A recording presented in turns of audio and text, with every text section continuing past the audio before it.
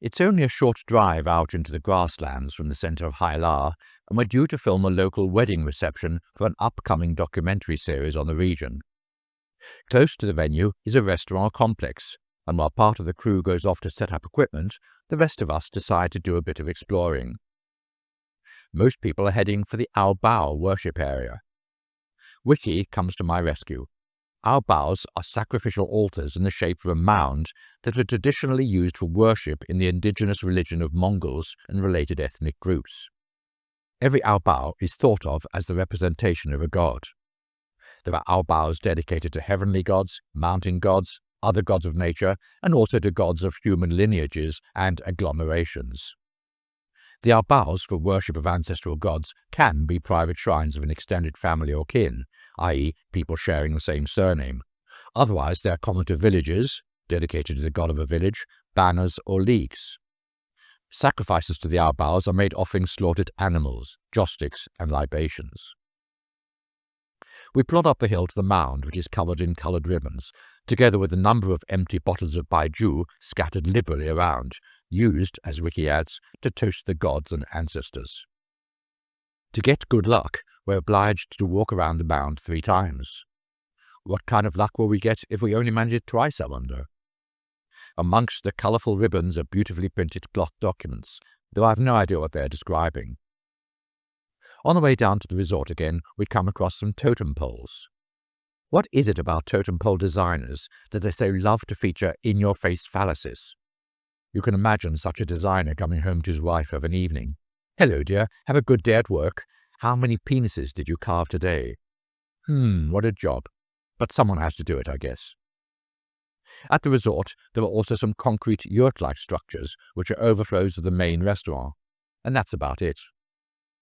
We are about to walk back towards the car when we're accosted by a minder demanding 20 kwai each for the privilege of walking up a hill. My companion explodes. "What?" "Oh, you didn't see the notice?" asks the minder. "Right over there," he says, pointing to a scruffy blue notice which would need 20/20 vision to even see. Ka-ching. Maybe we should have walked an extra circuit of the Ao Bao. Ahead of us, strung up on poles, are what remains of some sheep, who are probably too busy munching the grasslands to be overly concerned about their future. Their friends munch away in determined fashion, equally oblivious of their fate. Meanwhile, the wedding guests are arriving, dolled up in their finery. Your favourite podcaster cannot resist the temptation to try on a Genghis costume himself. What a dashing figure! The female guests, all 19 of them, want a camera pose with this Westerner, and of course it would be impolite of me to say no. I told the bride that she looks lovely. Well, what else can you say on such occasions?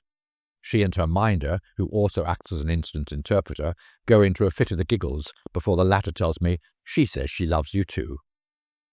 But soon it's down to business. There's a lot of filming to be done, even though I later find out this is purely for background footage inside the yurt before the actual event, which is in a couple of weeks' time. I'm very taken with the furry hats and wonder what comments I might get if wearing one on the Beijing subway in the depths of winter. The father of the bride, who it turns out is a village baker, sings traditional verses extolling the duties of the bride, while the womenfolk presumably try to keep a straight face on being told about their duties from a male perspective. Meanwhile, there's plenty of mutton and baijiu for the wedding guests, while they sip on Mongolian milk tea at the same time, slicing off another piece of dead sheep for their stomachs.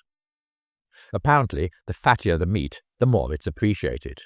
Not surprising when you consider the extremely low temperatures the region experiences for so many months of the year. But the result, I fear, is that the majority of the local lasses will never earn themselves a place on the Miss World catwalks. Finally, the filming is over, and everyone can relax in front of some mutton soup, mutton dumplings, and sliced mutton.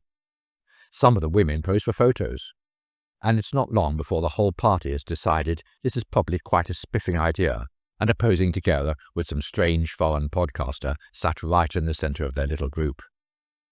The sun decides that lest there's danger from the guests overdosing on fun, it's time for it to head toward the horizon. But the celebrations aren't finished yet. In the light of a campfire, set ablaze with the help of some dried animal dung and a liberal helping of petroleum spirit, the party continues once again with singing and dancing. while the camera keeps on rolling, recording all for posterity.